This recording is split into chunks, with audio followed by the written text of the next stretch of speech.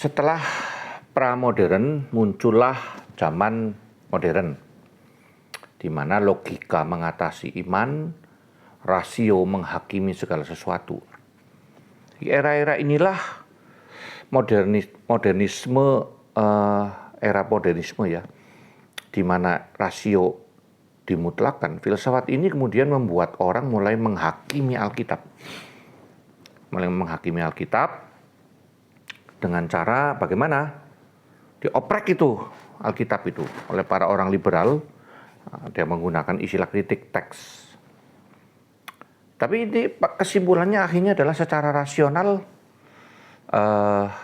ya Alkitab itu enggak seperti itu yang diimani. Misalnya Yunus di perut ikan itu enggak mungkin, karena pasti akan dicerna oleh asam lambung di dalam HCl ya, di dalam perut ikan, pasti mati. Itu simbol. Lalu Yesus enggak mungkin bangkit. Nah, itu adalah episode di mana logika, rasio, dan ilmu yang mencoba menafsirkan Alkitab.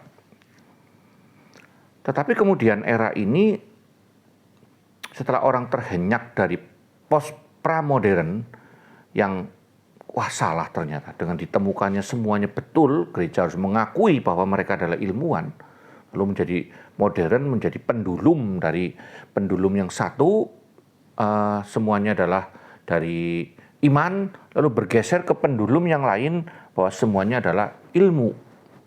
Masuki abad modern. Di dalam abad modern inilah iman dihakimi. Tapi kemudian memasuki abad 20, perang dunia terjadi. Kematian, kerusakan begitu hebat. Maka mau tidak mau rasio yang kelihatannya mutlak yang bisa membangun dunia tidak bisa lagi menjadi patokan. Akhirnya orang menjadi kecewa.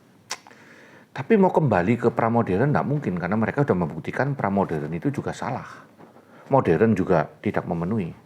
Hanya muncullah episode yang disebut dengan postmodern.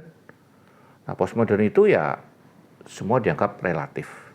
Tetapi sekarang saya akan bahas di dalam modern aja, bahwa di dalam era modern itu orang mulai belajar menguji, misalnya menghakimi Alkitab, tafsiran-tafsirannya diuji, dan kemudian pada ujungnya adalah kesimpulannya Alkitab bukan firman Allah, kira-kira begitulah.